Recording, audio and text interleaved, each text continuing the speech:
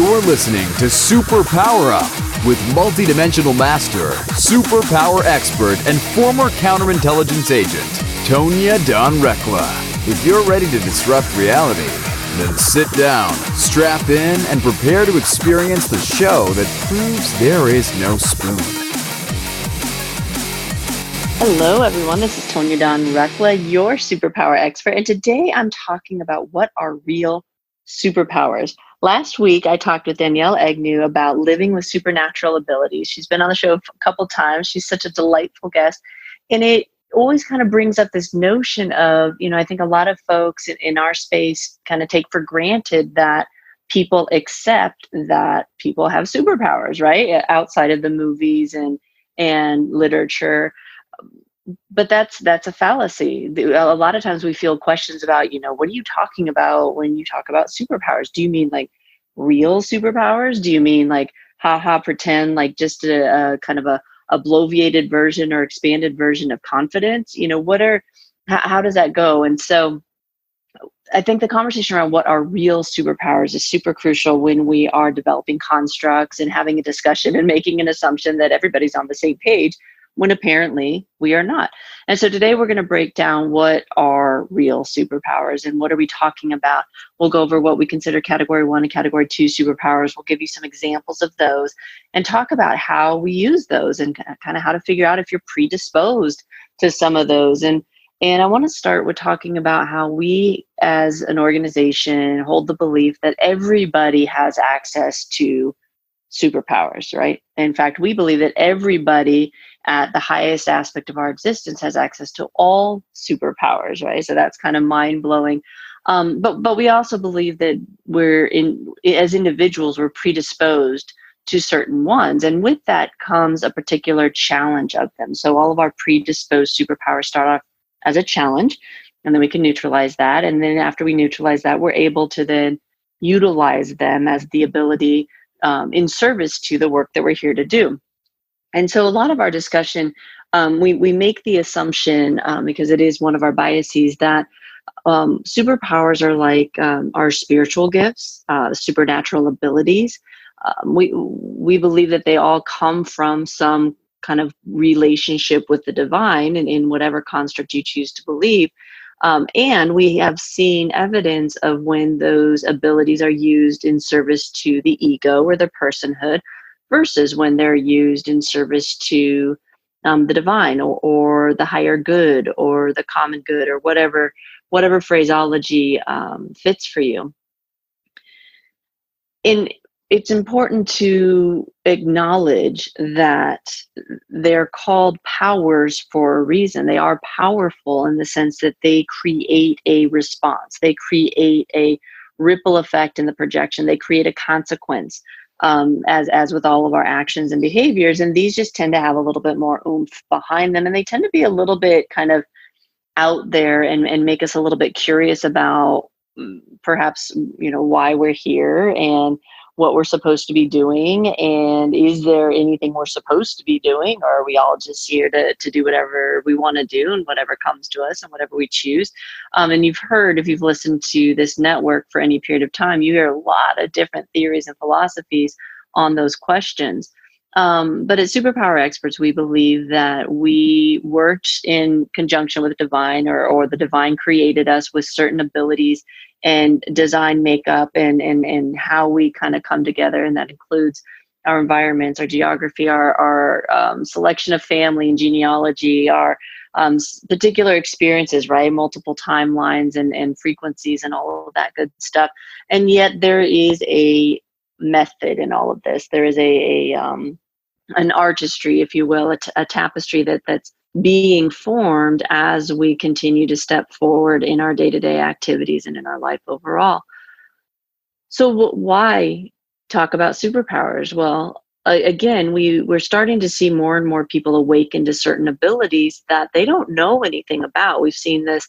A lot of us had experiences awakening to these in childhood, and we didn't know what they were. Maybe our families didn't know what they were, or our peer groups didn't know.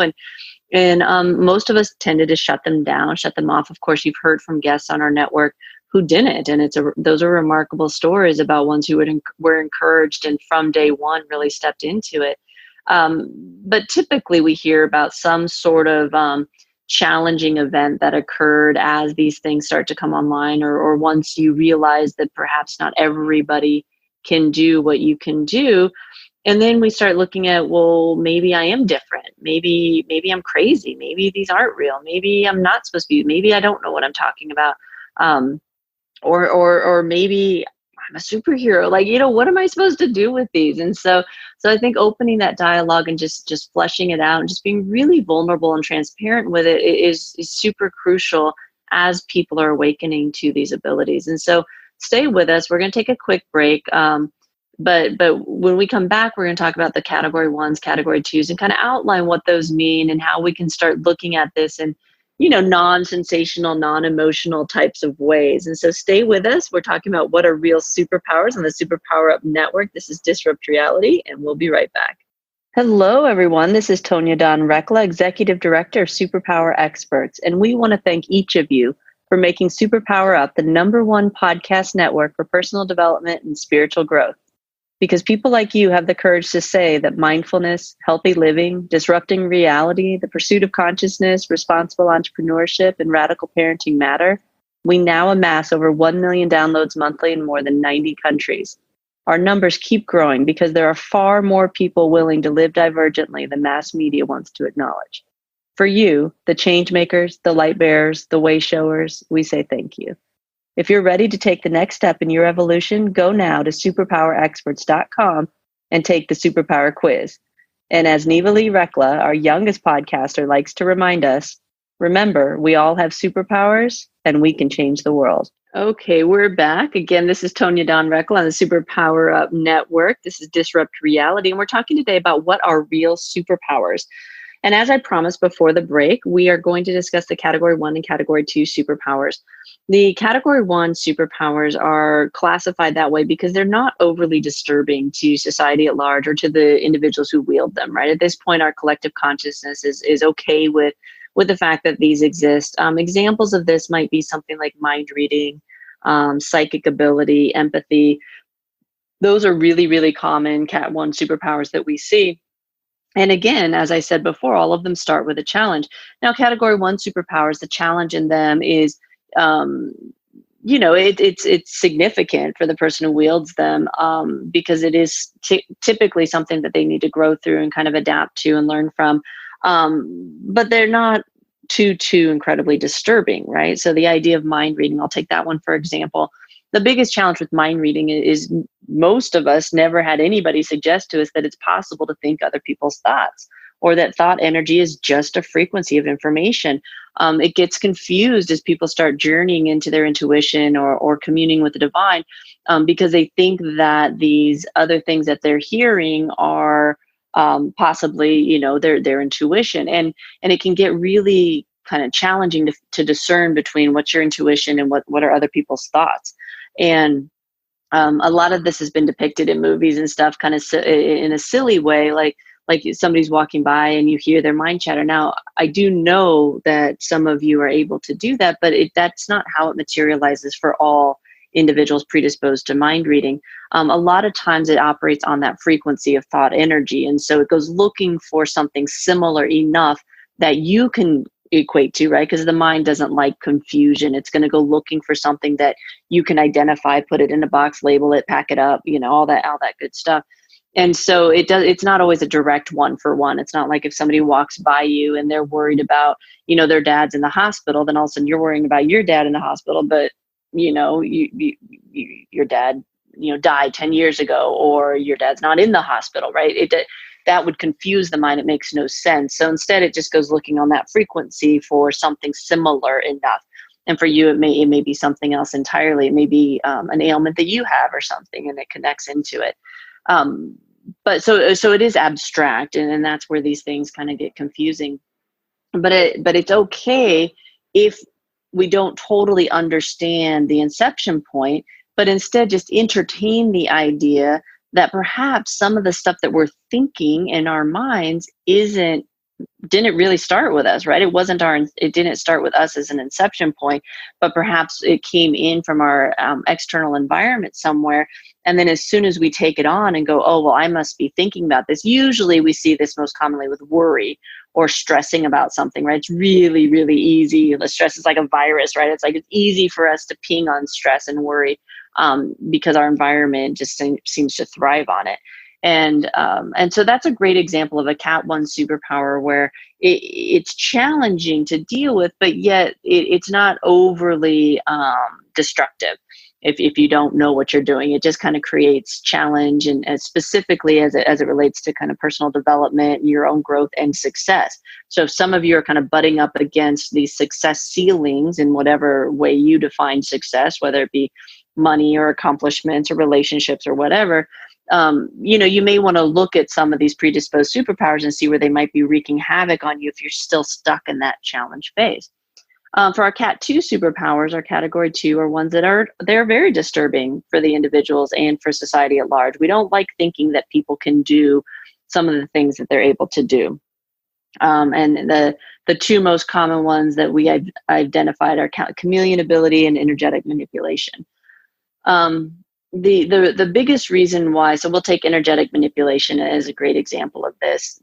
It was a few years ago now, I had a vision of me standing in front of an audience and just really cautioning about the power of energetic manipulation. And the information that I downloaded in that process was that it's like NLP on crack. So those of you who are familiar with neuro-linguistic programming and the persuasiveness available with that, some of those techniques when wielded properly, and a lot of caveats there that I don't need to go into. This isn't a conversation on NLP. But it's far more coercive and manipulative than NLP is. And the reason for that is that most of us are hugely unaware of our energetic systems and our subtle energy fields. And so we can lie with our words, we can lie with our bodies and all these other things, but very few of us have learned how to lie or detect lies, which I don't love to say that, but incongruities using our energy fields. And those of you who are awakening into that know just how powerful that is, because you get a much more solid read on people when you're looking at the energy and what they're broadcasting energetically than listening to their words or even seeing them. In fact, I have a lot of people who don't understand why I don't do sessions and stuff via video. Well, most people have no idea who they are, and so their physical representation never matches up, and I find it more distracting than anything else. Now, if I want to know how they identify and what their personhood looks like to them and who they're purporting to be or who they consider themselves to be, then looking at them can be helpful in that regard. But for the work that I do, it's just not helpful, right? Holding people accountable to their highest frequency, usually what they're saying and how they're saying it and how they appear are distractors to that. That's when we get into the real work and can sort through their thinking and their thoughts and their behaviors and everything else. But the initial act of identifying it is so much easier when those variables aren't present. For me, that's my process. That's how I've learned to work with it. But that's a great example of why something like energetic manipulation would be incredibly valuable. And so what happens with energetic manipulation? Well, it's the challenge with energetic manipulation is that most of your life, and perhaps even still now, you have been easily swayed by others, right? Those who are predisposed to energetic manipulation know what it feels like to be persuaded into something by somebody else. And we contend that that's totally on purpose. It acts as a really natural check and balance system and ensures that when those abilities come online, if you will, those superpowers come online, that we have some care with them and hopefully choose only to use them in service to the divine, which of course requires a fair amount of your own development, growth, and discipline and training to get to the place where you can even determine what is in alignment with that and what is not. But let's say you have, and you've chosen to use that ability for good. It is incredibly, incredibly powerful, and it's incredibly needed right now. There are individuals awakening who cannot manage to get over their own personhoods and their own egos and fears in order to be in alignment with these bigger missions and stuff that the majority of us are waiting for them to awaken to and to do their work in the world, if you will. So it's all this really cool kind of interconnected sphere that we all exist in this ecosystem. And when one of us chooses fear, there's an impact to all of us. And those of you who are predisposed to energetic manipulation, all I can say is that if you haven't started developing that, if you haven't started walking toward establishing your intuition and everything else, then you've got a pretty long road ahead of you, because that one has some entwinements and entanglements that are really, really complicated. And as they should be, truthfully, with some of these Cat 2 superpowers, because the power that they wield is very, very, very destructive to society, to other people, and inevitably to the person who wields them. And you've heard me mention intuition, so I want to go back to that piece. All of this information rests on the notion, that the belief that our initial and most important superpower is intuition. If you haven't done work in order to get really clear about how you receive intuition, and we receive it differently. Yes, none of this is cookie cutter, folks, or it's not a 1, 2, 3 easy steps to intuition, because you first have to know how you receive intuition. If you receive intuition through emotional energy, it operates differently than if you receive it through sacral energy, if you will, or there are others that we can go into. But if you don't know that, and you are trying to use techniques, or trying to follow a workshop or whatever it might be, and the method isn't working out for you, it may very well be that you're not failing the method, but that method's not designed for you. And it's really important that we open that space up and have some dialogues around that. Now, of course, we can lean too far that direction, where we just go into resistance. We're like, well, obviously this isn't in alignment for me because I'm not able to do it. And so you have to be really honest with yourself and have some awareness of your own self-discipline options. But but that intuition piece is so incredibly crucial, because without it, things like, we talked about mind reading, psychic ability, empathy. So emotional energy, psychic energy, thought energy, they're just frequencies of information, and they're really worthless until you're able to kind of assess them, if you will, or interpret that information through a higher frequency, through that intuitive channel, which we believe is the channel through which we commune with the divine. So you can see how all of this starts to really work together, and all of it rests on this concept of, first of all, we have to be willing to manage our own selves, our internal processes, our egos, our fears, all that good stuff, all of the traumas that we're working back through, that we're integrating into our existence, moving all of that, so that we can hear, and so that the divine can work through us, so these abilities that we have can come forward and be utilized in the method in which, again, we believe they were designed to be used. So it's a lot of information, and I get it sounds probably like a foreign language and a little bit quirky to some of you, and downright ridiculous to others, and that's fine too. Pick your poison, folks. This is the software that we use, that we were gifted with, to help people upgrade their operating systems. That's all it is, right? If we don't upgrade our internal operating systems, we truly can't enter into this new world, this new space, this new age, whatever you're calling it, whatever it feels like to you. You're not going to make it, right? You can't. It's like I always say, a tiger can only change its stripes if it's willing to let go of its stripes, right? You can't cling to the old and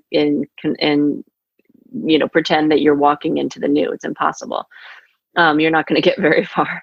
So choose whichever construct works for you, right? And I've admitted many, many, many, many times that the superpower construct did not work for me at all. I was super resistant to it, thought it was pretty silly, and really couldn't see the value in it until my resistance just over time became ridiculous. And the divine was very clear with me. This was what I was here to synthesize and to deliver. But it's just software. It's just a modality, folks. So if you can stomach it, then perhaps we can assist you in upgrading your operating system. And then you can go and choose whatever software you want to put on top of it, or you can create your own. If you can't stomach it and you think we're ridiculous, then go get a different software. Like, do something that walks you closer to the highest aspect of who you are. Don't allow your own conflict with a particular construct to keep you from that. So we have been talking about what are real superpowers, and tons of flybys today. The Air Force is having a great time, apparently. And so we discovered Cat 1s, Cat 2s. We talked about some examples of those: mind reading, psychic ability, empathy, and energetic manipulation, chameleon ability. We touched on those briefly, and I get this is just to kind of lay the framework for, we are talking about things that we believe develop within us, that we are called to use in service to whatever our big work is here in the world. If you want to find out more about those, take a look at our programs page. We start everybody off with their superpower design, and we go into this in depth for you. Again, this isn't cookie cutter, so it doesn't do any good for me to sit here and say, this is this, that is that, this is this, and for you to just be like, oh, I want to learn all of them. That's great, but we really, really encourage you to work with the ones that you're predisposed to first, for two reasons. One, you're predisposed to them, so on some level we can accept that perhaps might be on purpose. And two, you're already experiencing the challenges of them, so you might as well neutralize those and use them as the gift that they are, and save yourself the headache, and then transfer that skill set into other superpowers that you want to utilize. But if that's of interest to you, you can always go to contact us on our website and just say, hey, Tonya said she'd offer a free mini superpower design session, and I'm interested. Okay, and or send an email to experts@superpowerexperts.com, and I'm happy to do a superpower mini design for you, superpower design mini session, something like that, something mini, something design, and it has superpowers. And so myself or someone on the team will go over those with you, and we're happy to do it, and that's free of charge. And of course, if it feels like a good fit, and if there's synergy, and if you want to move forward, we're happy to talk to you about the programs. But ultimately, we just want you to take steps into becoming more completely, more wholly, more high vibrationally you and who you are. So thank you for joining me today. And as always, I appreciate the loyalty, and we appreciate you listening. We know you're all out there. Thank you for helping us become the #1 podcast network in personal development and spiritual growth. And as always, go out, uncover your superpowers, and change the world. Take care, everyone. Bye-bye. Are you ready to discover your superpowers? Go now to superpowerexperts.com and take the superpower quiz today.